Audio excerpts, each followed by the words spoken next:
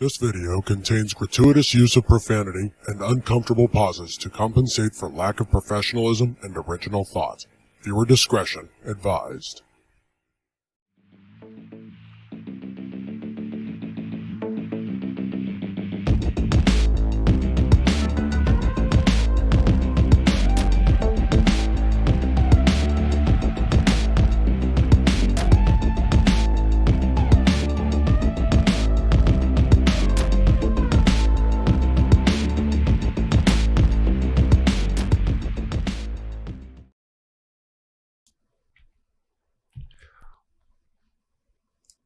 Welcome, everybody. Welcome, one and all. This is Spock signing in. We are here back with another Trek Talk. Welcome, everybody. Welcome. This is episode 3. And we have Leo Rose here today. How's it going? Locutus. It's good to see you, brother. Our guest, Pacific414. It's good to see you again, brother. Mr. Nerdporio Lifeform. He tasks me, and I shall have him. It's good to see you guys here tonight. But yes, we are getting into some pretty crazy news. If you guys were tuning in to Game Awards 2021, that was live not too long ago, maybe more than a couple of days ago, we saw an amazing trailer called Star Trek Resurgence. And we're going to get into that tonight, get on our overall thoughts on that. And we'll be having pop-ins during the midway of this stream, so make sure to stick around and we'll bring you guys into the StreamYard. But without further ado, let's have our special guest, Mr. Pacific414.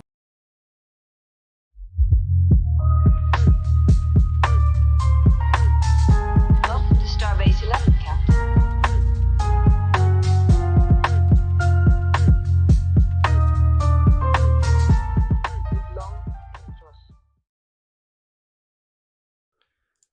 Welcome. How's it going? Going good, brother. It's going good. Face to face at last. One last time. Once more unto the breach, dear friends. It's good to see you, buddy. So yeah, we're going to be getting into this amazing news of this game called Star Trek Resurgence. So yeah, before we get into the details, what did you feel like? How did it make you feel when you first heard the trailer drop about this? When I first heard the trailer drop about Star Trek Resurgence, I'm going, a new Star Trek game for a console? It's not a mobile game. It's not another PC game developed by someone else other than Cryptic. And then I watched the trailer. I'm going, all right.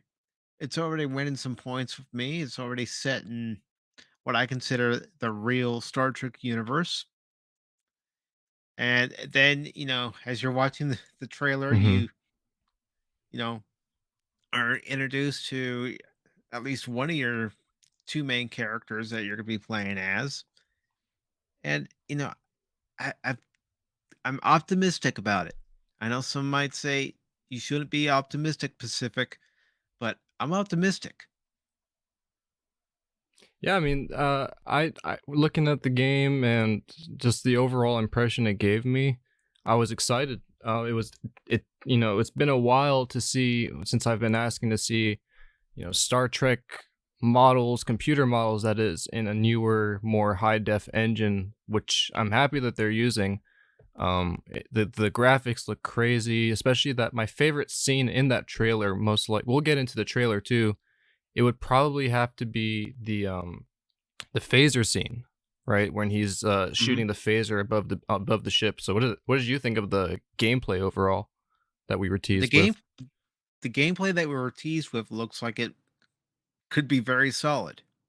Again, you have, I believe, 27 former Telltale developers and writers working on this game. So, with my own history with the Telltale games, those being The Walking Dead, Batman, and Back to the Future, the game, that's already got a nice little nod, in my opinion.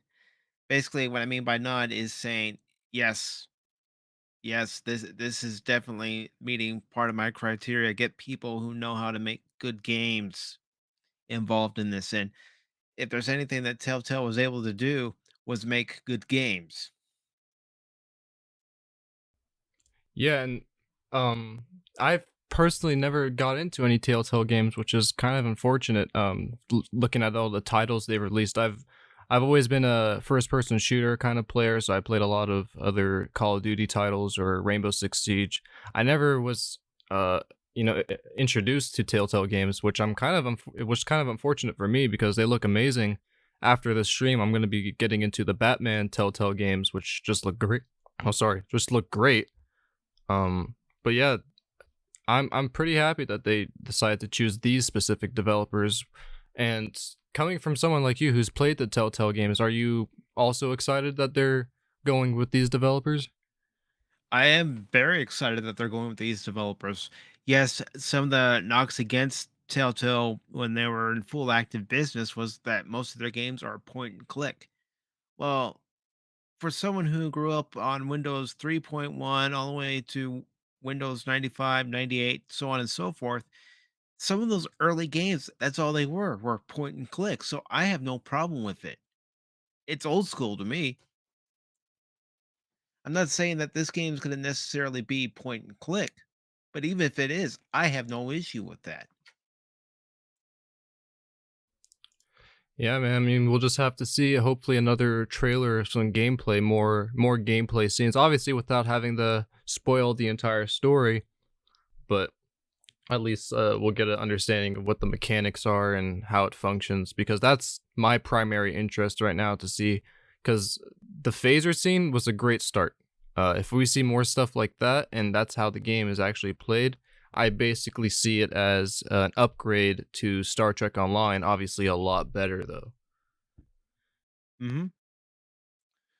Also, even in those few shots that we get, we see a tricorder, and it's an actual tricorder that we're familiar with, the ones that were used in Next Gen, DS9, and Voyager.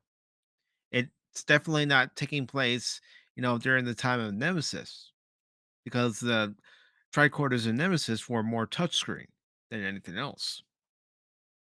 These are your traditional 24th century tricorders.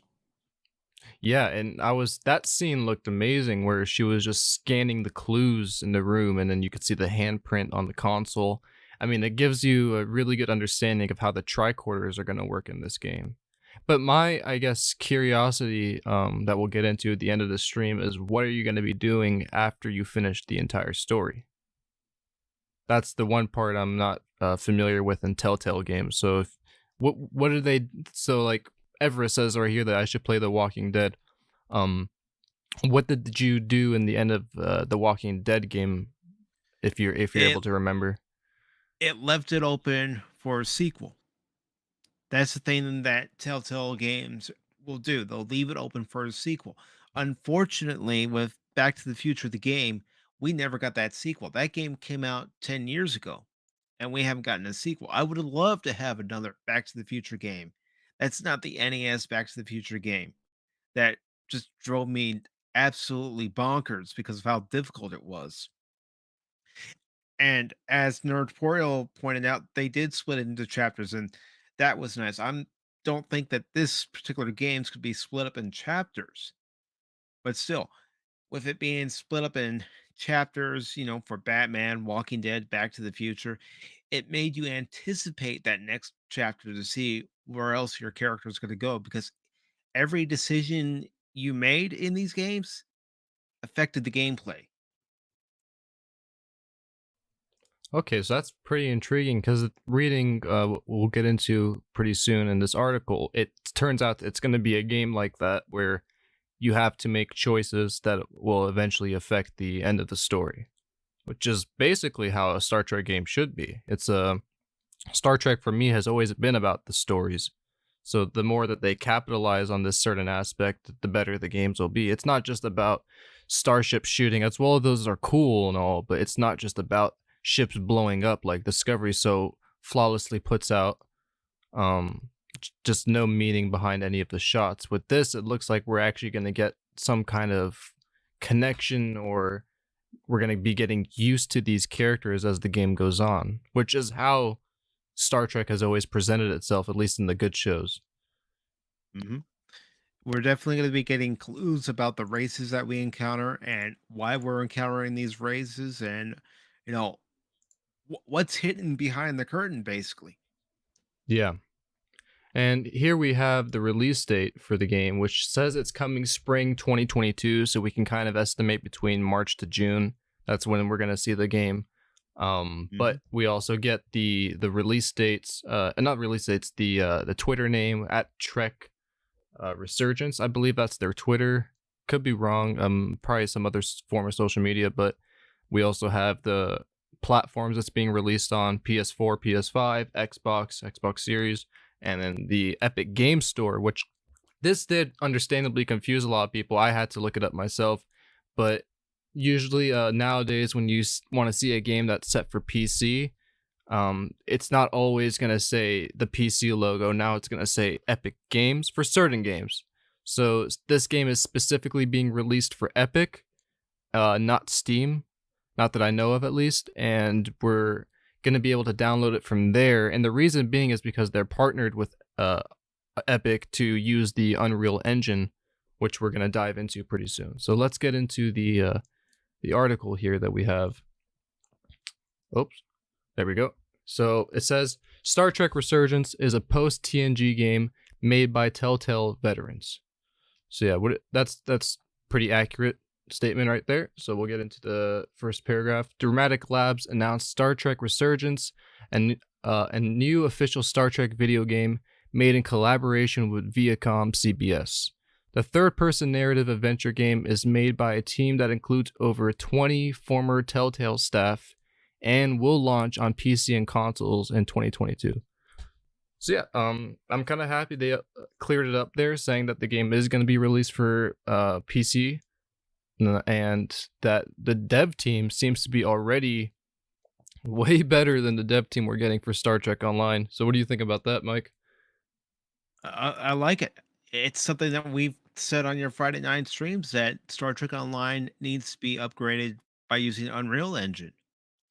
And with this game in particular coming out using Unreal Engine, it should be a smooth experience, and it should be a pretty game to look at and a fun game to look at with 20 developers from Telltale. Well, 20 former Telltale And employees, I that's should good. say. That means it's not, just new employees for Telltale. They're experienced former veterans that have worked on previous games. And then we'll get into that right here. It says announced at the Game Awards 2021, Star Trek Resurgence is an original story set shortly after Star Trek The Next Generation. So that's pretty cool. So what would you say? Maybe like a couple years after season 7, or exactly a year after? Well, the thing is, in the trailer, we see them wearing the first contact slash DS9 uniforms. So, you know, having it set after Next Generation, that whole era of Star Trek in the 24th century, the Next Generation era encompasses TNG, DS9, and Voyager. So it could even take place sometime before Nemesis, but sometime after Voyager returns from the Delta Quadrant. Yeah, so this is probably going to be cutting it closer to Deep Space Nine, is what you're saying? It's up to the developers as to what the particular star date is. As soon as we Hmm. hear that star date, we'll know when it's taking Yeah. place. Yeah, maybe they're saving that for us. So, um, it follows the crew of the USS Resolute. That's a pretty nice starship name. I'm not gonna lie. That kind of, you know, comes off the tongue pretty good. You can easily remember that name, and it just sounds like a Star Trek ship name too, not the Discovery. It's just USS Resolute. I'm already happy with the name they've chosen for the ship. So it says two of the crew are playable characters. So we're only going to be able to play as two of the crew characters. First is the first officer Jara Rydek, and we're also going to be playing as an engineering officer Carter Diaz. Together, they will unravel a mystery involving two alien civilizations on the brink of war. So, what do you think of that premise so far? I can't complain about it. At Yeah, least so it's giving far, you an yeah, option to play as two characters, and they're both going to have their skills that are going to be taken to full advantage in the game. Yeah, and I'm kind of liking this unravel mystery story that they're getting into about alien civilizations on the brink of war. It reminds me of two things. One would be closer to the Voyager episode where I don't remember exactly which episode it was, but when they encountered two giant or it was the original series. Like I always get these mixed up. Where they encountered these giant spaceships that were basically locked in war after so many years because of two alien civilizations just going head to head. I forget which episode it was. We'll have to get into that later.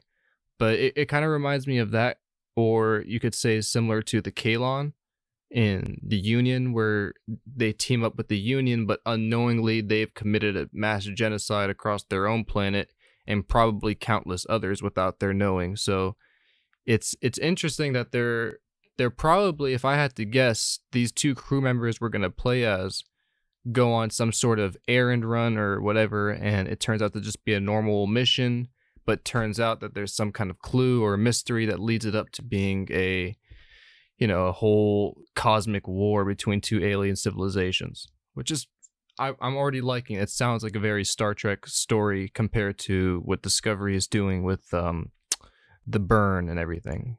What would you say about that? Yeah, I could see it. I mean, looking at the trailer, you do see two different alien species. So, are they at war, or is it a misunderstanding on one alien's part, and the Resolute just happens to be in the wrong place at the wrong time? And Nerdporial asks, who would win, a Kling Orc or a Jem'Hadar? Uh, Jem'Hadar. e- Easily a Jem'Hadar. He does ask an intriguing question though. Will there be Kling Orcs in this game? Only time will tell. If I had to personally guess, I don't think so. I mean, unless they really want to annoy us, but I don't think we're gonna see anything to do with Discovery in this video game. At least I hope not. Judging by the trailer, I would say no, but we might get another teaser trailer. We might get a demo between now and the game's release date, and we'll find out that information. Yeah. Locutus says Frodo would win. One reign to rule them all. So yes, this is the episode I was speaking. The prototype with the two different AI races. Yes, it's very similar to that, I would say, where there's just two different species locked together in war. So I'm already liking this premise that they're setting up for us. And Leia Rose asks, would we get anything on the V'ger offspring? It's not a bad idea, really. Maybe not. Actually, this seems to be more hitting closer to home with Deep Space Nine and maybe transitioning the next generation period with that show is probably what we're going to be getting. But we'll see. Maybe we will get more hints to original series movies in this. But let's keep reading. We have, on that journey, they'll meet returning characters from the Star Trek universe as well as new ones created for the game. So we already got hinted with Spock in the end of the game, which voice obviously is a sound alike, but not a bad one. It sounds really good, like Leonard Nimoy, but obviously Leonard Nimoy has a certain touch with his, everyone knows how he sounds, and it's kind of hard to shake that off. So you can easily tell what the sound alike is these days, but it doesn't ruin it for me. It sounds good. Sounds like Spock. And I wonder, what do you think we're gonna see? Who do you think we're probably gonna get in this game besides Spock? Well, if we're getting Spock, who knows? We could end up getting someone like Worf. I don't know that Avery Brooks has been approached to do any voice lines for any games recently. I haven't really seen any news about him, but who knows? We could get LeVar Burton or Brent Spiner, maybe Jonathan Frakes. From DS9, I would love to hear Colm Meaney as Chief O'Brien, or maybe Alexander Siddig as Dr. Bashir, if it was appropriate to the That would be story. awesome. Yeah, that would be pretty cool. I hope they've at least reached out to Avery Brooks, because this would be a fitting time for him too, seeing him before he's a commander of Deep Space Nine, before his wife died, which we would probably see obviously the prequel to the Battle of Wolf 359. It's a possibility. I mean, depending on where they want to take this during the next generation era, it could start off, with a prologue, or you know, who knows? I don't know. It's hard to guess, really. Yeah. And this comes from Kevin Bruner, founder of the Dramatic Labs. He says, as fans of the Star Trek, it's truly an honor to be crafting a story which puts players right in the heart of action, where significant choices and decisions will affect the entire narrative. So he basically just said it himself. We're going to be making choices that affect the entire game, similar to what you would say. I wouldn't want to compare it to Mass Effect, but I guess you could say similar to Mass Effect, where your choices do eventually affect the entire game. Well, just like the Walking Dead games that they released, Back to the Future, the game, Batman. Those games, depending on your choices, affected the outcome of not only that particular episode or chapter, but the entire game itself. So And I he like also that aspect. Yeah, I do too. And he also says here, from built from the ground up using Epic's Unreal Engine and our proprietary narrative engine. So there seems like they're using Unreal Engine, but they're also using their own and kind of probably taking some sources, like the lighting elements and the texture elements, so they can put that in their engine. It's going to be a mix between the two, basically a hybrid. But if they're using Unreal Engine, I can already tell you guys this game is not going to lag that much. You're going to have a pretty well optimized video game if you buy this. So I wouldn't say pre-order it. Obviously wait for reviews, but I wouldn't worry too much, because if they're using Unreal Engine, we're bound to get a pretty optimized game. But they said the game showcases our team's evolution in creating thought-provoking, story-rich adventures. Cool. So I can't wait. That's all I can really say. This is very intriguing. This is how Star Trek games, I mean, this should have come out years ago, but I'm happy we're at least getting it.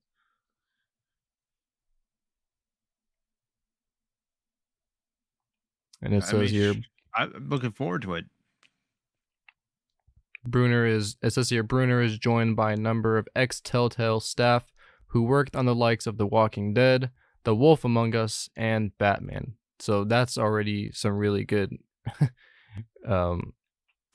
you would say a really good resume for Bruner already, because if he's already working on those games, then that experience is going to pay off well in this new one coming out. So he says here that includes Andrew Grant, former lead writer and creative director at Telltale, Dan Martin, former lead writer at Telltale, and Kent Muddle, former cinematic director and creative director at Telltale.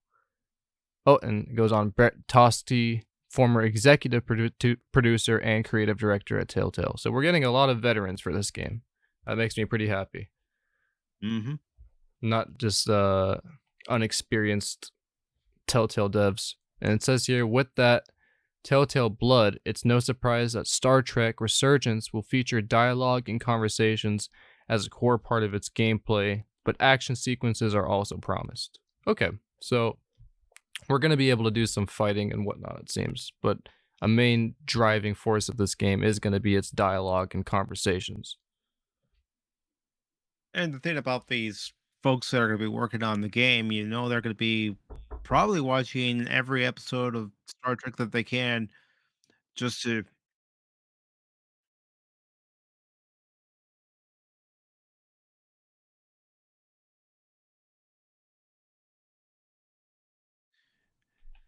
All right, so let's go ahead and watch the trailer here.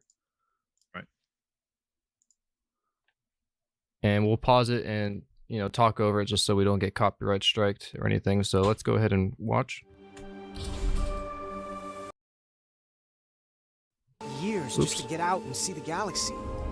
Let me refresh that. I don't know what just happened.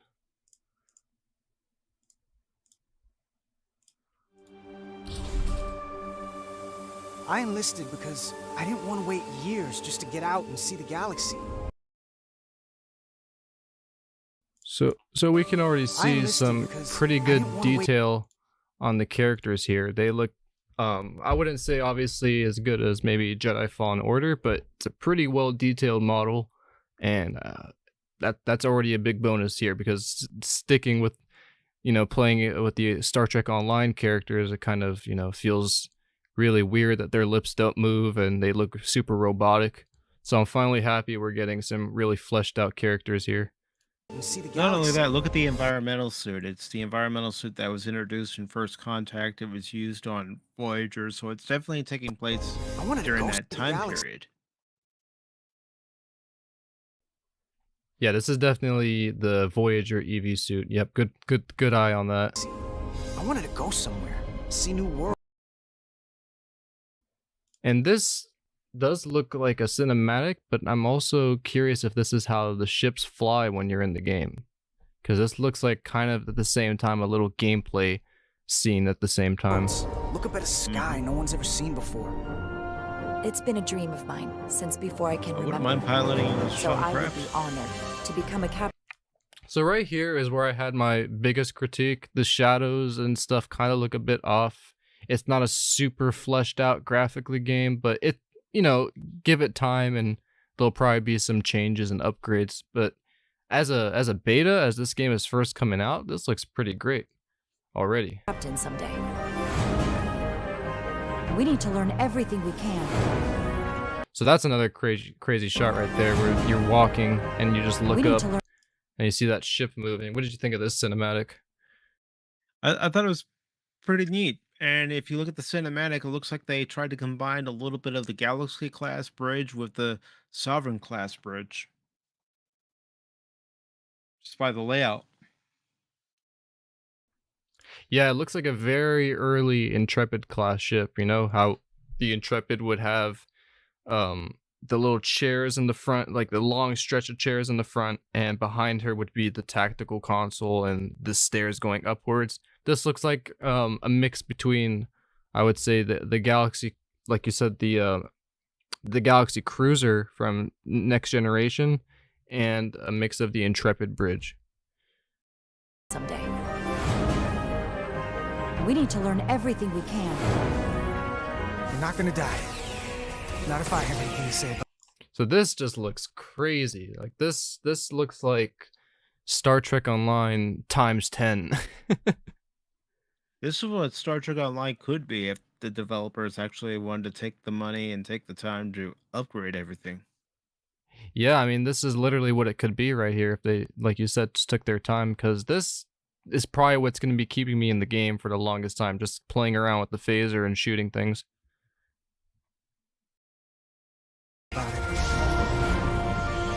it. This can't be right. About it. This So And this look at that part's tricorder pretty seat. sick. Yeah, this part's pretty sick. You literally have like a tricorder and you're just going around scanning like that. That's pretty sick. You even have the little handprint there telling you where the person's been. So that their tricorders are going to be very helpful in this pretty well thought out story. So it's going to be easy to find clues. I mean, not super easy, but easier than most detective games. And that's the thing about Telltale games is that they gave you an option for hints in case you got stuck at a part of the level. You can hit the hint button and it'll just give you one small little hint that kind of make you go, "Oh yeah, I need to do that." Mm-hmm. And we have pretty cool title screens here. Only your choices. So it's very much presenting that all the choices in this game are reflected by us. Oops. Time to impact 1 minute. So who do you think these characters are? Like they're just... Time to I think all of these right here that they're showing are made for the game. But it's interesting to note that he's a Bajoran. So this is probably... definitely during Deep Space Nine for sure, because we know that during Deep Space Nine is when they made an alliance with the Bajorans to protect them from the Cardassians. So this is pretty crazy to note. impact 1 minute. Yeah. And again, it's probably taking place in the latter part of DS9's lifespan, and Voyager's lifespan. But even all the little details, like, his chief insignia on his collar. That's the same one that Chief O'Brien had on DS9. Yeah, so it's definitely, we can agree that this is definitely happening. Maybe season 1 of Deep Space Nine, or maybe a little bit before season 1. Definitely after the occupation has ended for Bajor, for sure. It's definitely after the occupation, and it would definitely be taking place between season 4 and season 5 of DS9, just based on the uniforms. Yeah, and the uniforms look great. I mean, it's been a while when I wanted to see, a really 3D modeled Star Trek character, because for this game I play Vertex. I like to drag in models and make them playable for the users in that game, just as separate mods.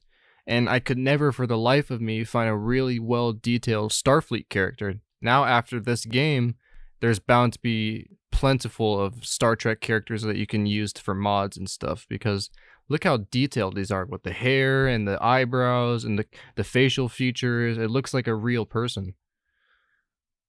Yeah, I was just gonna note the texture on the hair, and you can see how the light's reflecting off of it too. Yeah, the lighting is just perfect. The best choice they could have used is Unreal Engine because of the lighting aspect in it. It's probably the best lighting in any engine. Jara, I need you to do. And we see we have a Trill companion. Bring that back right here. And the character looks, they just look really likable. You can get used to them, and maybe get comfortable with them as well as the game proceeds. So they're already setting up a good looking crew here, I would say. Hmm. Jara, I need you to do the right thing. So here we're presented with how the menu looks like when we want to, do the dialogue. We can either follow the orders or disobey, which is just crazy to me, because that means they had to come up with 2 different story ideas, maybe even more than 2. Because one, if you follow orders, that's going to have its own set of events.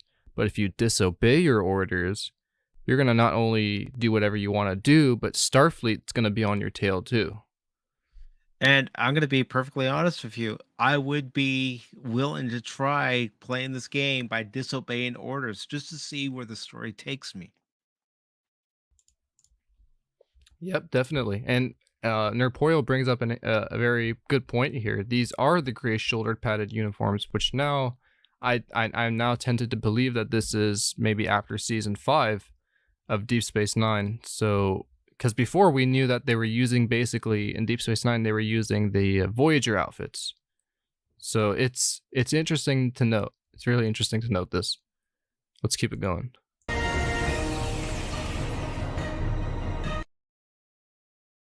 So we're getting some pretty cool characters already as the aliens are shown. I've never seen these guys before, at least not that I think. Have we? No, I think these are brand new for the game.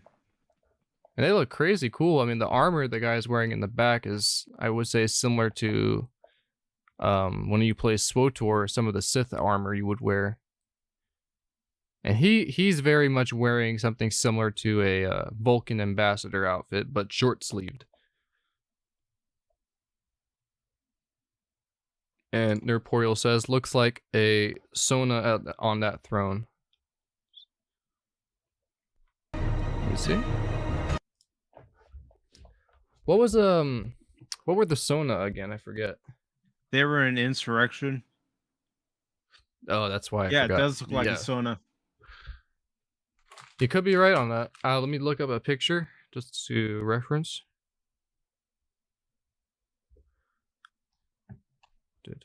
Sona. Oh yeah, it does. Interesting. Good eye, nerd. It could very well be a Sona. I mean, she's wearing makeup. Probably is a different species. Maybe the same as these guys. Oh, I went too far back. Maybe the same as these 2 that were just shown here. Because if you look at her hands, she only has, looks like 3 fingers. And I don't remember the Sona having 3 fingers, but we never know. Could be some form of deformation.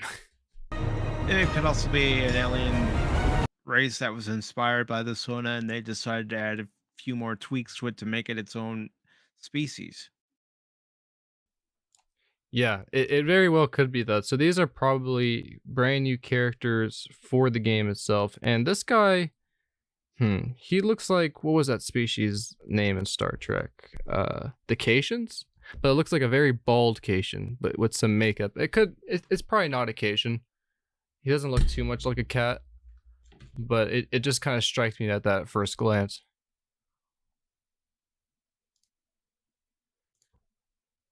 It is probably this is probably the other species that they're in war with, if anything. Yeah, 'cause if anything, judging by the look in that cutscene, he's not too pleased to see whoever he's looking at. And here we get the best part of the gameplay trailer. Fate of the negotiations, the interests of the Federation, and the prospect for peace may very well depend on it. And can I just say that model looks amazing? Like, it actually looks like Leonard Nimoy. Whoever modeled this should be rich beyond wealth. Because this is just crazy. It raises the question. Is this centered around Spock's reunification movement? Because remember, the last time we saw Spock, he was on Romulus when Picard and Data left after Unification Part 2. Yep. So this is probably after that episode for sure. And I mean, that was one of my favorite episodes too, watching Data and Spock converse back and forth with each other and how he envied Data's abilities to have no emotion. But it was a very interesting scene too, where he was using a human phrase, and he said, "Fascinating. You're right." You know, that I'm not quoting it correctly, but that was a really great scene, and I hope we see more of those kinds of things. Maybe in this game they can bring back Data. It would be cool to see Brent Spiner make a return. Yeah, because we are supposedly seeing more characters, and maybe we're gonna get Picard as well. Maybe Patrick Stewart will make an appearance in this game. We'll see. And welcome number one. He says Resurgence looks okay. Yeah, that's the thing. In the days of Activision developing Star Trek games, Patrick Stewart did do a lot of voice work for those games as Captain Picard. So whether he comes back here, I don't know. Yeah, we'll definitely have to see. But it's interesting to note these things because this is the best time to bring back characters, especially in the timeline that they're using. We could see Captain Janeway again. We could see Tuvok. We could see Patrick Stewart. We could see Lieutenant Troy. Counselor Troy. We could see a bunch of returning characters. It would be amazing. I wonder, though, this is definitely during the time probably that the Voyager is in the Delta Quadrant if we're taking place Season 5 in Deep Space Nine. Here's who I'd like to see if it fits the story. Plain, simple Garrick. I would love to see Garrick and him blow up his tailor shop again.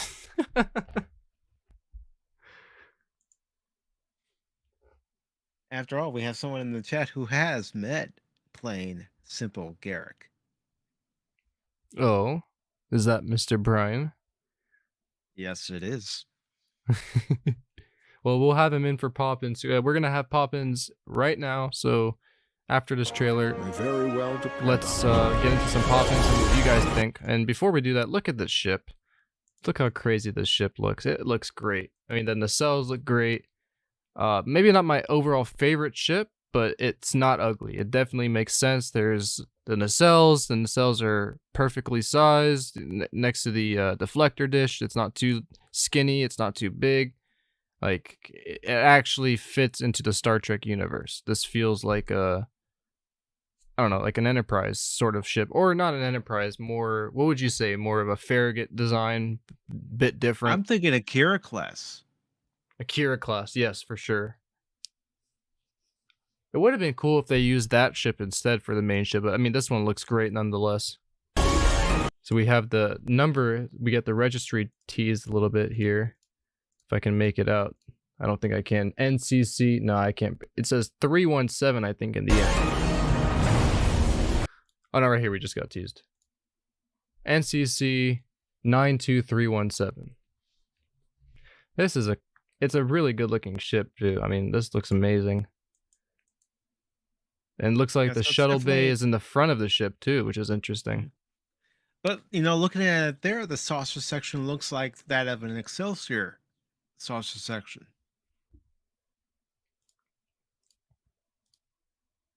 Yeah, it does. Why are these showing up? But yeah, Star Trek Resurgence looks amazing, everybody.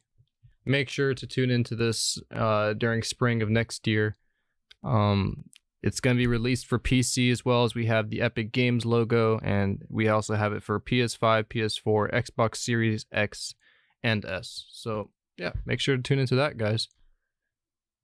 And let's go ahead and take care of that spam right there. Thank you. Looks like Nerd got it. Oh. Man, those spams are getting everywhere.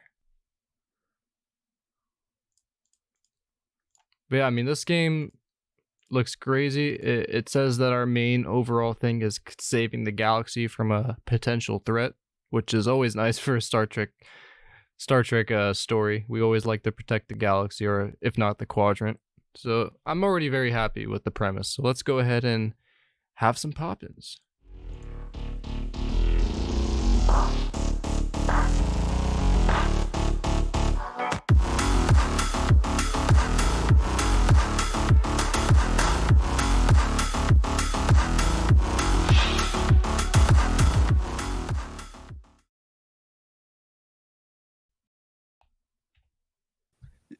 You see what Welcome. our friend Nerdfoil put in the chat? I'll take credit card. I'll send you a bill, Spock.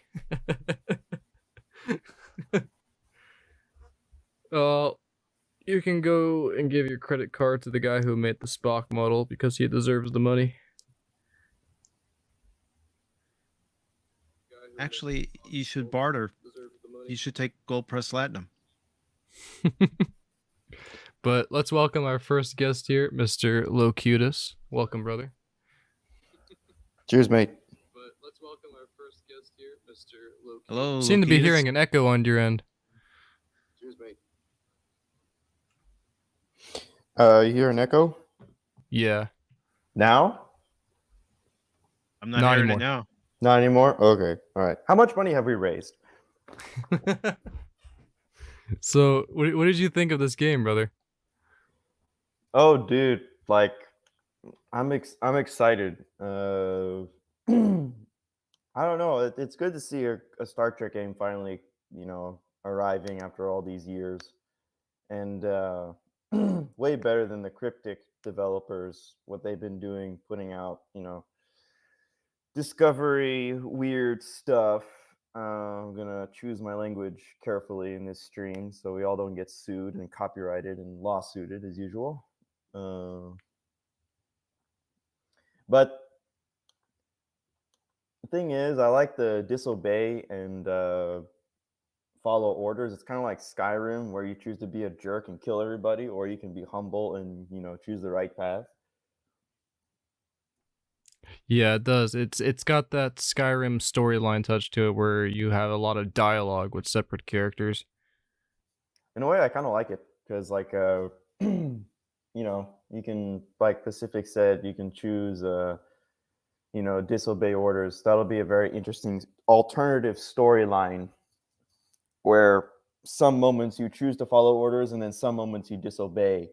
So it's like a balanced story, which I like. So you don't always have to listen to the main characters, or listen to your order.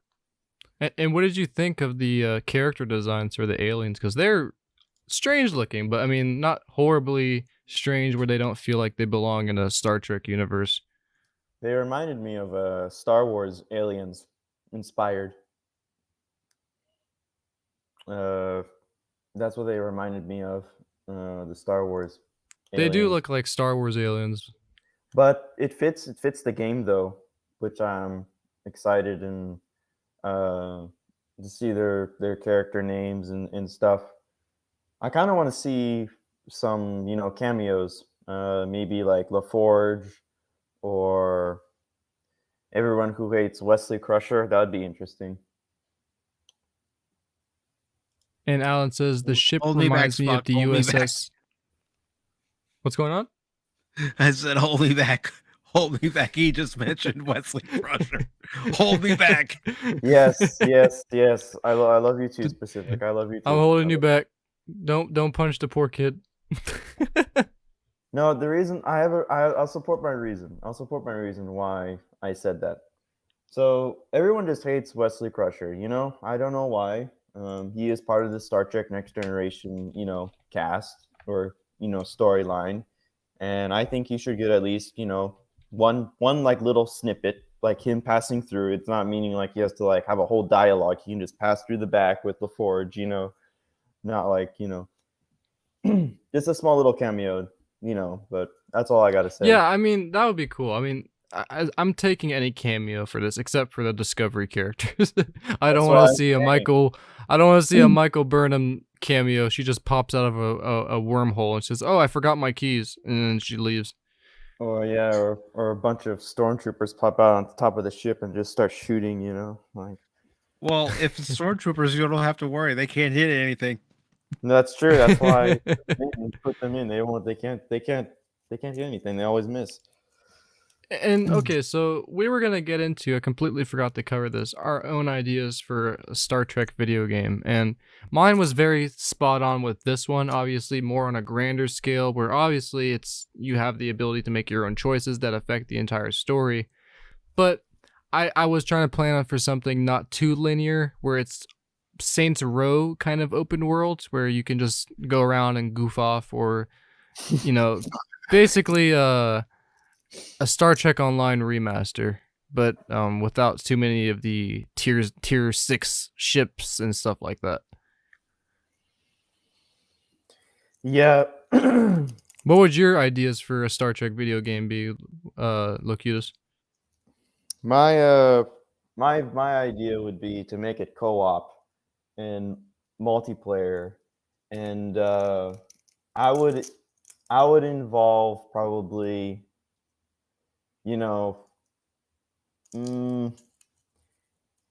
it's hard to say because there's so much Star Trek lore in the Star Trek world or universe. Lots of characters. Bring in some cameos into the story, like you work with Picard on a certain mission, and then you go with Kira from Deep Space Nine. Then you work with Tom Paris from Voyager. Like you go from each like different time. I guess I don't know time. I don't know how to say. Like time jumps. Thank you. Yes, like you work through certain chapters of each mission, and each mission is important to the story, to the timeline, and each mission you complete saves the world, planet Earth. That's the objective. Your objective is to save planet Earth, but you're doing time jumps in different time slots with Voyager era, Deep Space Nine, and Next Generation. That would sound amazing. I would love if they did something like that. What about you, Mike? What would you want for a Star Trek game?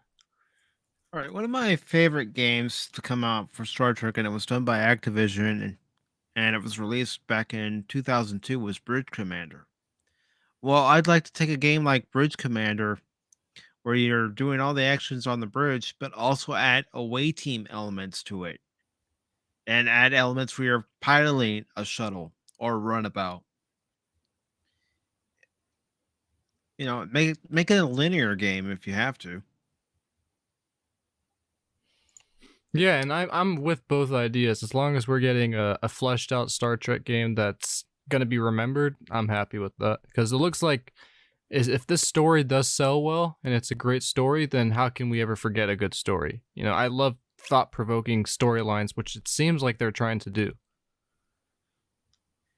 And Yeah. don't get me wrong, the graphics, they look great, but I also want the gameplay to be great as well. I want the response time to be quick and accurate, not a struggle while you're trying to play the game. You're trying to use your tricorder and you can't lock on to the area that you need to lock on because the controls are flimsy.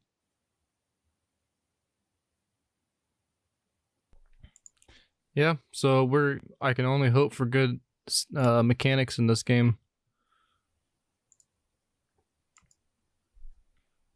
But I just anything you wanna point out, Locutus? Yeah, we just need an Orion girl and everything will be happy. Hey, I mean, if this game is moddable, then expect anything. Oh, customization. Yeah, customization is one more thing too that I wanted to add. Go ahead. That's it. Just customization. You customize your character like in Star Trek Online, but you have more options. Give your character a little top hat. Yeah. The top hat, yeah, that's possible. Yeah, like you're in the holodeck, you know. Well, All right, well- that would be fun too to put in a game, is adding a holodeck aspect where you get to Yeah. revisit certain holodeck programs that we saw on the various shows. Definitely not LaForge's program. Stay away from No. that. No, Leah Or Brahms, no. Barclays. Yeah, Barkley. Yeah, it's worse. Yeah, that's Definitely worse. stay away from Barclay. Some weird stuff in there. Well, What thank you, happened? brother. We'll be on Discord after this stream if you want to chat with us some more. But I'm gonna go ahead and bring in our next guest, Nerdporial Lifeform. So if you want to plug anything, Lucius, go ahead and shout out your channel and whatever you're doing. Yeah, thank you for having me, guys. It was fun. It's been a long time since I've been on stream and StreamYard. So, but I'll be back soon. It was good to see you, brother. You take care. Yep. See you in Take care, Discord. brother. See you. Welcome. Hi, how's everybody? How's it going? We're doing all I right. see you, nerd. Do Well, you good. see me? Oh, let's be honest, Admiral. One warrior to another. Where is he? But yeah, let's just say Locutus joined my Discord not too long ago. So you know what that means? That means my life as I know it has ended. Is over. From here on, yeah, it's over. From here on, I will service them. Your Who's them? entire I don't know. Discord is going to be assimilated, and when you come back, it's going to be all like green technology all over your server. Yep, resistance is futile. So it's are good you to see telling you, me brother. that? Oh, thank you. Are you telling me that tomorrow you're gonna say I am Nerdporial of Borg? Your Uh, life, as you know it, is over. I might. The Admiral might be gone. I might be Nerdporial of Borg now. That's a scary. It's good to thought. see you, man. What did you think of this game yourself? Oh, I'll be honest. I've not been excited for a Star Trek game in a long time. I mean, I'm not into MMORPGs, so that's why I don't play Star Trek Online. I know. I'm sorry. I know you guys like it. No, that's Um, okay.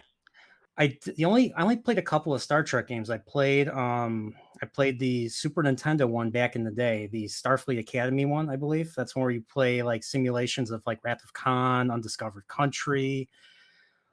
I think even Balance of Terror. I don't even remember exactly, but I played that one. And then I played, believe it or not, they came out with a Star Trek game right before Into Darkness came out. So you fight the Gorn. I don't know if you remember. You remember that one? I played this. This was Yeah, like that was the Kelvin Timeline video game for the PlayStation 3. yeah, and Shatner did a commercial where he was fighting with a Gorn in the original outfit over the controller. It was probably the funniest thing I've seen. And they're fighting, and then he gets, because he's 80 years old, he's like they're already tired and stuff because they're old. So, but yeah, I played that, and seeing this game. I mean, I like I said in the chat, I played Telltale games before. I played Back to the Future, just like Mike did, and I played Game of Thrones because 2015, I was all into Game of Thrones. That was my perfect escape at that time. It's too bad how things turned out. But seeing this game, I'm really excited. I want to play a Star Trek game that makes me think of KOTOR, and that's my ideal Star Trek game, is to have a game that has all the aspects of Star Trek, the exploration, some of the more, some of the moments that the films do, the more personal stuff, some of the more epic stuff of Deep Space Nine, um, Yeah, like that's what we're epic, gonna see epic stuff with probably like the since all the political stuff with the Romulans and the Klingons. I always loved.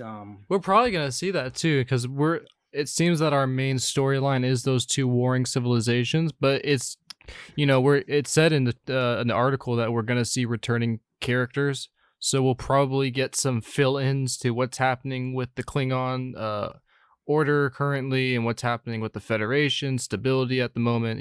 Because this looks like it's happening. If we're lucky, this is happening after Voyager comes home, so we finally get that gap filled in. Or it looks like it's going to be happening maybe after season 5 of Deep Space Nine, when Voyager is still in the Delta Quadrant. Because I think, if I remember correctly, like season 5 and First Contact was when we first see those gray-shouldered outfits, uniforms. I think they used them all the way up to Nemesis. I think they used them all the way up to Star Trek Nemesis. So it could be within that They time, did. within that time period. So in between, 96, so within a 6-year time period. And who knows when they stopped using them because they didn't make any Star Trek after Nemesis. I'm still waiting for it. Yeah, it's I don't know exactly what to expect, except probably this is probably going to be a story we're not easily going to forget. And I don't mean that in a bad way, like it's so bad you won't forget it, but it's going to be a very thought-provoking story and choices you've probably never seen happen in the Star Trek universe. I mean, you have the ability, it seems, to disobey orders, and how many times have we really seen that in a Star Trek show? We always see them on the side of Starfleet and obeying their orders. The only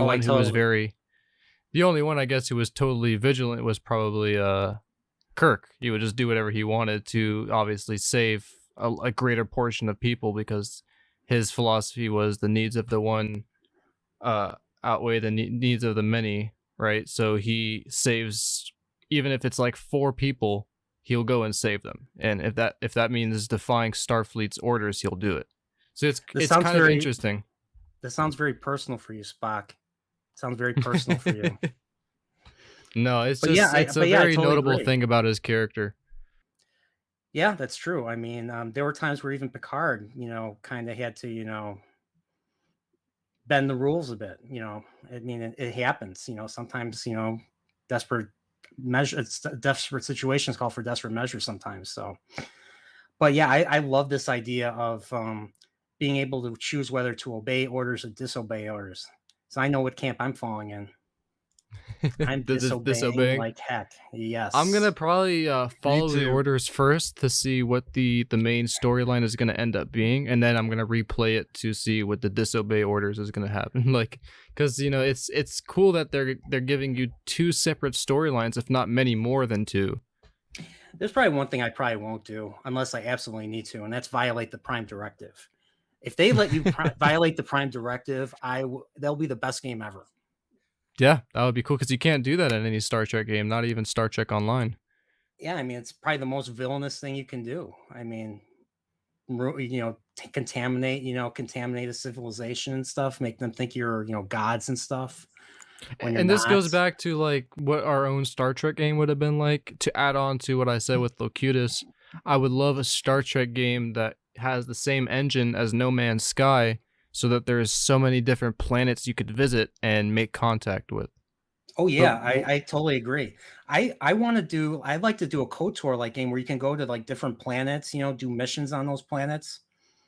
And then, it would, come back to there'd be a main story, of course. So like there'd be some exploration, there would be some, political stuff, political sphere stuff, like, stuff in Star Trek 6, maybe villains, maybe some villains from classics, from maybe some classic villains make a return, like perhaps Sela, or I'd like to see Gul Dukat. Or Gul Dukat, yeah. Isn't he dead though? Well, depends on when this is taking place. This is after and I want to go 7. ahead and hail Mr. Star Wars Guys, the captain. It's good to see you, buddy. Star Wars Thanks for guys. popping in. Hi. Remember, you gotta stand up for the Admiral. Admiral. But yeah, KOTOR Star Trek narrative game would have been cool too if we had something very similar to that. Either or, you know. I'd go head over heels for a KOTOR Knights of the New Federation, or Knights of the New Federation, or Officers of the New Federation. That's what I call it. Officers of the New Federation. Star Trek Cadets, or Officers of the Classic Federation, or the Classic Trek. I don't know. I'm trying to think of an alternate name that like KOTOR for Star Trek that would fit. I'm gonna go ahead and grab a drink. Algeron. You guys go ahead and finish your final thoughts on this while I return. Call the game Star Trek Algeron and have it centered around the Treaty of Algeron. That was the I forget Algeron. That's the Romulan the cloaking device treaty from Pegasus. Oh, okay. You get that. There's that treaty, and then there's a Treaty of Chiron, which is the Earth Romulan War one, I believe. That would be interesting. I still want to see I still want to see the Earth Romulan War that we missed out with because they canceled Enterprise. And according to what Rick Berman and a few other people that were on Enterprise said, we would have gotten that story. Yeah. Well, as we say on Earth, c'est la vie. I cannot wait to talk about Star Trek 6 tomorrow. I was just watching it, and I was like looking up every single thing that General Chang was saying to find out what Shakespeare play they were from. He quoted like at least 6 or 7 different plays. Mm-hmm. So let's Cry Havoc, Let's Slip the Dogs of War. That's from Julius Caesar. Right after they kill him. Now I've never read half of these plays because I don't understand Shakespeare. Reading Shakespeare is like reading another language. I've only read a couple. Yeah, we had to read Hamlet when I was a senior, and then the one I really liked was Macbeth, but that was because it was dark. Macbeth was like, it was like it was like basically Game of Thrones, where your main character is the villain. Mm-hmm. But I didn't see any Macbeth quotes there. They had quotes from Henry V. I think that's what was the one from Henry V.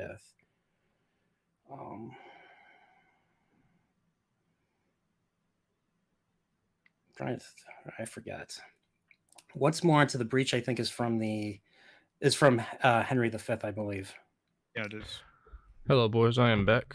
All right. So, yeah, I mean, I was listening to what you guys were saying a bit, but do you truly appreciate Shakespeare, Spock? I do. From what I've read, I just haven't actually dived into a lot of his work. You know where The Undiscovered Country comes from? No. Hamlet, Act 3, Scene 1. Well, that would make sense. They use a lot of inspiration from Hamlet, I've noticed, in Star Trek. Oh, yeah. I mean, come on. You haven't truly experienced Shakespeare until you read it in the original Klingon. I remember that quote. To be or not to be. Seeing Christopher Plummer as Chang, just talking in Shatner's face, just saying Shakespeare quotes, probably was the greatest job I think he's ever had. Like, literally, he got William Shatner. William Shatner was smirking when he was doing that. You know that scene I'm talking about, right in the transporter room? Yeah. Oh my gosh. That must be like, if you're a Shakespearean actor and you get just to quote, the best lines of Shakespeare in Star Trek, I can't think of a better job. Well, I thought that Christopher Plummer was actually at one point William Shatner's understudy in their Royal Shakespearean program that they were in. I could be wrong. I'll have to look that up before tomorrow. I thought they were colleagues. I thought they were more colleagues. I mean, they're roughly around the same age. So. Yeah, an interesting thing to note too about this game is that the captain isn't human. What is? I forgot. What was he? Or she is actually. I'm not sure what she looks almost like the same species as Icheb with a little line on the forehead, but I don't think it is. I'm trying to find a little cool frame of it right here. I think it was in the beginning of the video. Yeah. Right here. Yeah, it's one of the few years I actually missed the Game Awards, and then they announced something like this out of like left field. I almost didn't watch it, and then they announced this, and I was blown away.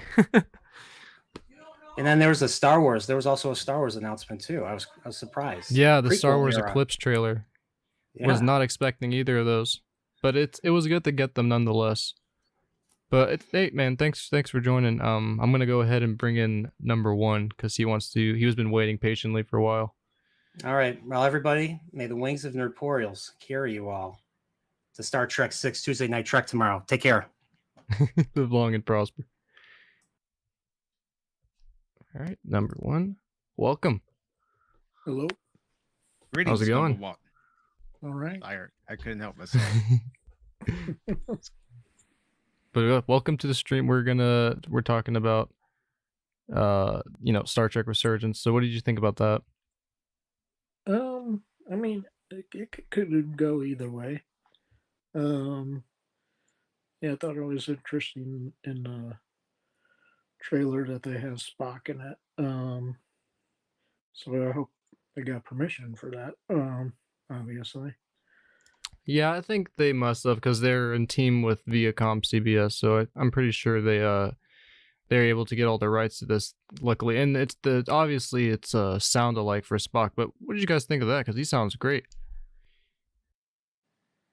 Yeah, I mean, who knows what other lines of dialogue that this particular Spock in the game is going to be saying. So, yes, it's going to sound bad for me saying that I am going to be listening intently to see how closely this voice actor sounds like Leonard Nimoy. Like even we'll play right here. It's just the pronunciation's identical. The negotiations, the interests of the Federation, and the prospect for peace may very well depend on it. It's crazy how identical he sounds to Leonard Nimoy.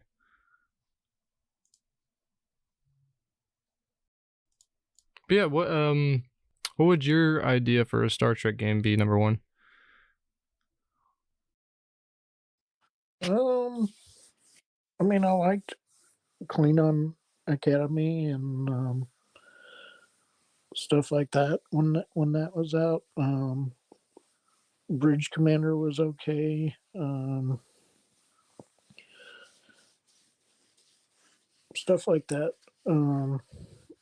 Yeah, if they had more of a, I guess, a MMO type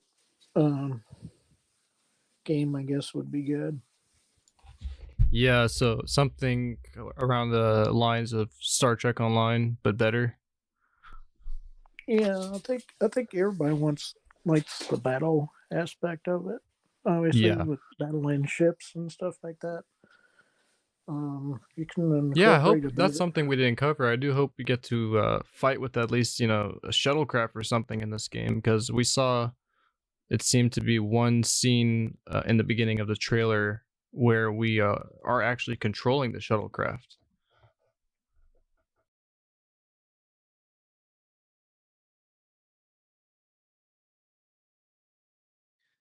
I would love to be able to pilot a shuttlecraft or even take control of one of the consoles. Ops, navigation, tactical, science. That's my one gripe. There's no science officer in this game. My one gripe. If I'm going to have a gripe. Yeah, I noticed that, right? It's mainly the engineering. Oh, I think what was that Trill that was shown? Was she a science officer? Rewind that. I think that's showing everybody from either the security engineering department or those in command. No, she was an engineering officer. Interesting, yeah. I didn't notice that. I wonder if they'll tie in some science characters into this. I mean, we at least got Spock, the king of science officers himself.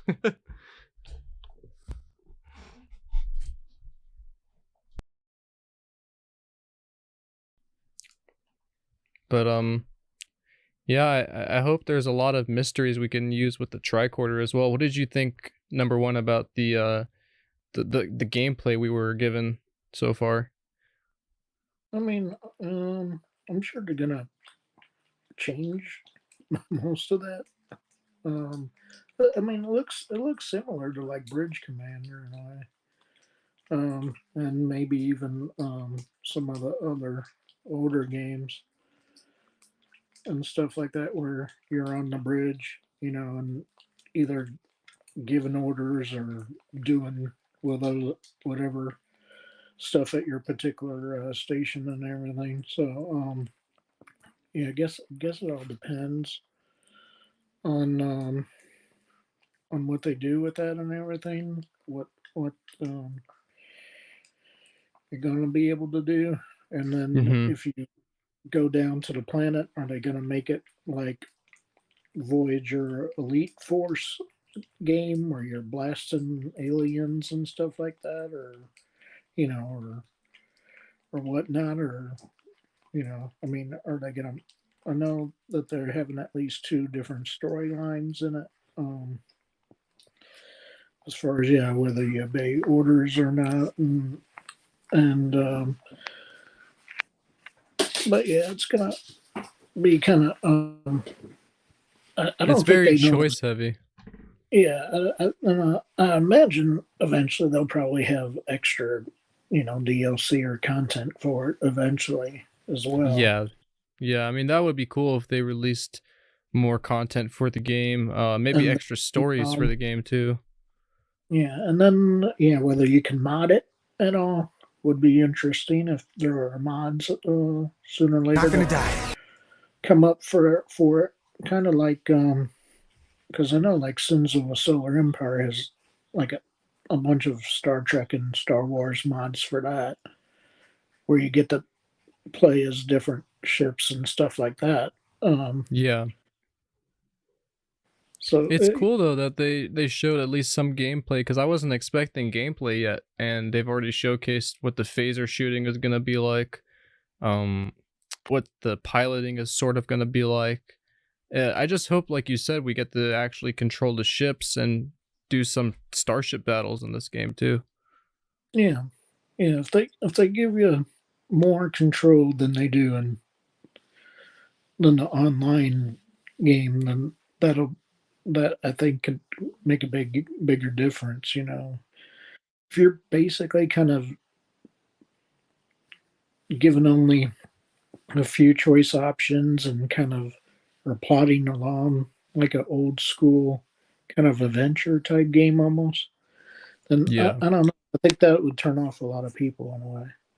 Yeah, I think the best choice is to make it a linear game. I do love open world games, and that's probably what I would have done with a Star Trek game. But if you're trying to make a story that's remembered and something that players can keep coming back and playing, I guess the Jedi Fallen Order kind of approach is the best approach for this, where it's a strictly story narrative, only one story, and eventually, hopefully, there'll be Star Trek Resurgence 2, or if not a second game, they'll at least release, like you said, DLCs so we can keep on continuing with the story. Yeah, and then it'd be interesting also to I wish in a way you could play as the bad guys. Hate to say, in a Star Wars game, I would love to play more as Klingons or Borg or Romulans or Yeah, that Cardassians, would be cool. but it seems like you're always playing as the Federation, and after a while that gets kind of boring to me. But Yeah, you're so not wrong there. It seems like for me, I guess another one of my cons for this game is the fact that you're only playing as two characters. It would be cool if you would play as anyone you wanted, or if you created your own and got to choose your faction. But yeah, yeah, I have that sense that it's gonna get boring after a while playing as the Federation. yeah, because Federation, unfortunately, is pretty one dimensional. Yeah. You're pretty much confined to you know rules and regulations and stuff like that, and you can't go. I imagine you can't go too far outside the story without the story all of a sudden saying, you know, sorry, you lost. Try reload from last save kind of deal. Yeah. Yeah, I mean, what do you think, Mike? Do you think it will get boring after a while playing as a Federation? Yeah, it honestly does get boring playing as the Federation. As often as we play as the Federation in so many Star Trek games, now, my favorite alien species in Star Trek is the Klingons. And the only game where we actually got to play as the Klingons, it was a full motion video game, and it was Star Trek Klingon Academy. Yeah. And that featured the return of David Warner as Chancellor Gorkon, and of course, we had the return of General Chang, Chain. Yeah. played by Christopher Plummer. And I would love to get another Klingon centric game, or a game where you're seeing it from the Dominion's point of view, the Cardassians' point of view, the Romulans' point of view. Yeah, and that's overall what also sets the tone of Star Trek is the different viewpoints, not just focused solely on the Federation. Because, in the movies of the original series, when you go to Star Trek, unfortunately, Star Trek 5, you see the Klingons' point of view of Kirk and how they view him as a person and the whole as a Federation. It was intriguing to see that. So, if you could play as the Federation, as the Klingon High Council, or play as the Romulans, someone who is a complete foe against the Federation, it does offer more stories and opportunities for potential dialogue with other characters, like with Gowron or Martok. It's very possible that they could make a separate game for just Klingons and another one for the Romulans. But yeah, we'll have to see as time says. And Lowspec says right here, I like Starfleet Command Orion Pirates and Starfleet Command Gold. Starship battles based on tabletop Starfleet battles. Okay, yeah, those are fun as well. We'd like to see a remaster of one of those games.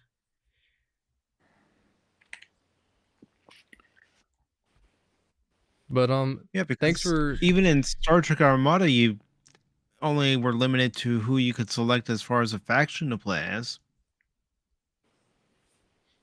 Yeah, Star Trek Online is the only Star Trek game I at least know that you're able to play as any faction you want. I mean, there's obviously some exceptions that haven't been put in the game yet, like the Maquis or Delta Quadrant species, but it's possible that they'll eventually add those to the game. And I personally, that's where I stand with Star Trek Online compared to this one. You at least have the option to play as different roles. So it like number one said, we'll probably see a DLC is most likely for this game, which introduce that. Yeah, well, hopefully that's what we'll eventually get, or some kind of like a Klingon DLC. Yeah, well, anything that makes it, because I imagine, I mean, most games, what you get through it in 40 to 80 hours, basically, somewhere in there. And Lospec says, you can be a Klingon in the Starfleet Command series. That's pretty cool. So I was mistaken. There is obviously another Star Trek game where you're able to play as a different role. Okay, so I'll have to check out Starfleet Command. I enjoy playing as different roles. Yeah, well, I mean, in the mods for Sins of a Solar Empire, you can be in command of Klingon ships, Romulan ships, Borg ships. Oh, that's pretty cool. Dominion yeah, so hopefully we could see mods like this for the if they don't release DLCs, we could at least mod the entire story to where it's like a Klingon theme or a Romulan theme. Yeah, I think eventually someone will mod it if they don't give it to us. That's basically what they did with the Sins of a Solar Empire. They did. I want to go ahead and also welcome Mr. Woopa Troopa. He says, late as usual. Don't even worry about it, buddy. Welcome to the stream. He says, I am a slow Woopa. but go ahead. Number one, what were you saying? Oh, I mean, they've done, like I said, they've modded, all kinds of different, and it's not just Star Wars and Star Trek. You know, they got Halo mods and all these um, Mm-hmm. other Stargate and Battlestar Galactica and whatnot. So That's cool. there's multiple mods for that one game, which makes it more playable. Because if you're playing the same faction over and over, you get like I said, you get bored basically. And that goes for any of them, right? So like if you even played for the Klingons for too long, you'll eventually want to switch it up. Yeah, because you got certain Klingon ships you can build up to whatever level, and then once you've mastered that race, then it's time to try the Romulans or the Dominion or the Board or whoever you want to play as, and then same with Star Wars. You could play as the Empire or the Rebellion or some other kind of other factions in that one as well. So at least you got a variety of something rather than one kind of storyline. And to me, the Federation storyline has kind of been done too many times. Almost. It's like you either can obey the orders or you'll disobey them. That's all you get. With the Klingons, you kind of have a grander scheme of what you want to plan and what you want to do, and that either involves taking command of not taking command, but conquering different worlds, taking either their minerals, oils, whatever they need. Just a more of a kind of like you would say a pillaging story. The Klingons would be, and to me, that sounds a bit more entertaining than just disobeying orders. But I mean, we'll have to see what we get in this game. Maybe the disobeying orders, ends up being that you have to fight Starfleet themselves. So you're actually becoming a rogue and you're disobeying everything you believe in. So we'll have to see how far you can become villainous in this game. Yeah, it'll be interesting. Yeah, if you can basically, I guess, for lack of a better words, basically, I guess you're turning into a Maquis, because a Maquis was former Federation that basically turned against them. Yeah. So it would be interesting to play as either of those roles. I agree. Well, thanks for popping on, number one. It was good to have you on here for the first time. We'll definitely be having more Trek talks down the road, discussing more things. This is obviously something we had to cover for sure, because it's a brand new Star Trek game coming out, released not too long ago on Game Awards. So I was planning on doing something completely different for the stream today, but there had to be a Trek talk. So for the next one, definitely come around and join the pop-ins. All right, appreciate it. All right, live long and prosper, and we're gonna go ahead and end off this stream. So let's go ahead and bring it to this. So Mike, I had a good time tonight, buddy. What about you? It was a great time. Had a lot of fun. It's nice to be able to talk about something new for Star Trek and just speculate what it's gonna have, and just dream of a great Star Trek game, something that actually pays respect to the source material, and that's what we all need. Yeah, I agree. I mean, I didn't think we'd ever be getting this anytime soon, but man, was I wrong. We are finally getting a well fleshed out Star Trek game that's centered around characters that you're going to get to know well and eventually get close to, because it looks like there's going to be a lot of dialogue, so a lot of character development as well, which is also included in that. Yeah, depending on different scenarios in the game, you might get attached to a character, and even if you can't play as that character, if something happens to her, say that character dies, you might actually feel bad about it. Yeah.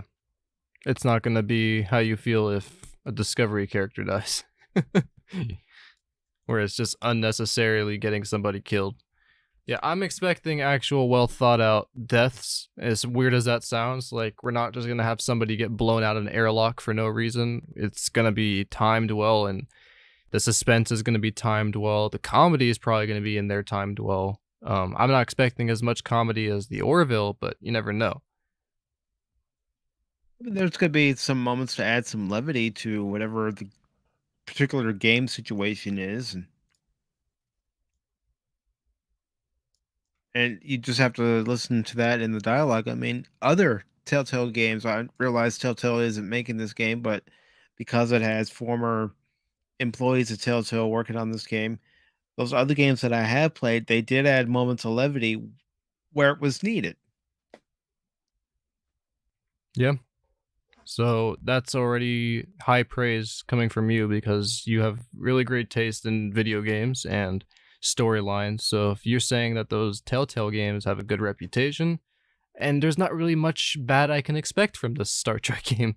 There's only a very few cons I have for this. That's it. But yeah. Before we end it off, do you want to go ahead and shout out your channel? Any new streams you got coming out? Actually, I do have a stream coming out on Wednesday at 7 o'clock Eastern, and it's going to be with the Smoking Patriot. He and I have done 2 parts of a 3-part series for Pacific414 Pop Talk, and we're going to be talking about Back to the Future Part 3. We've talked about Back to the Future, Back to the Future Part 2. Well, Wednesday at 7 o'clock Eastern, we're talking about Back to the Future Part 3.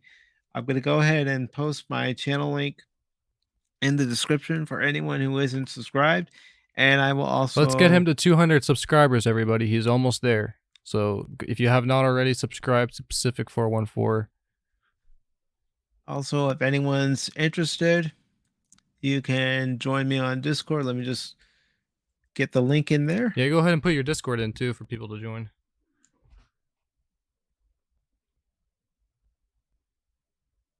So yeah, that's what I have coming up on my channel on Wednesday. I might do a surprise game stream on Thursday, or I might do my review of episode 5 of Hawkeye, and that will probably be live.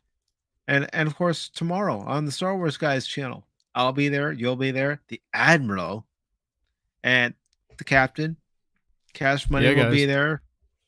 We're going to be talking about one of my favorites, Star Trek 6, The Undiscovered Country. So yeah, make sure to tune into that tomorrow, everyone, at Star Wars Guys channel.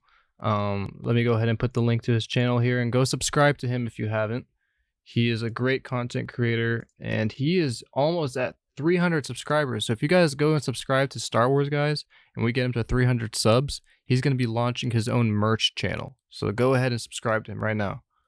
But here's his channel. Merchandising.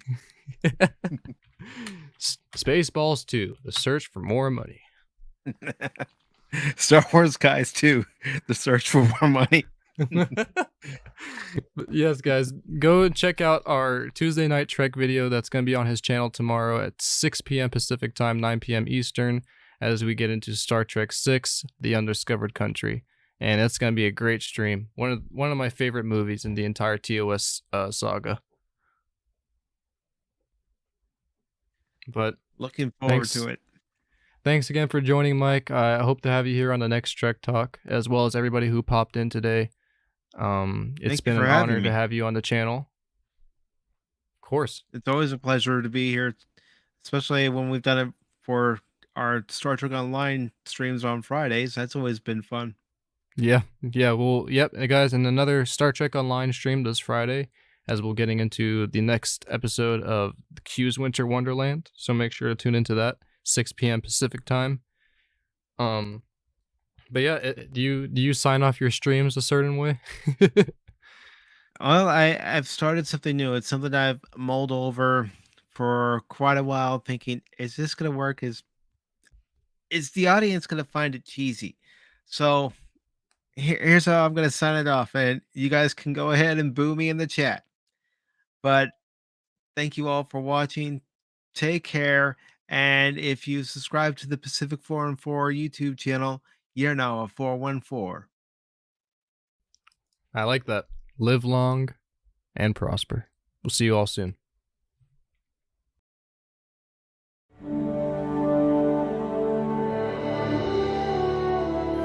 Welcome to the galaxy.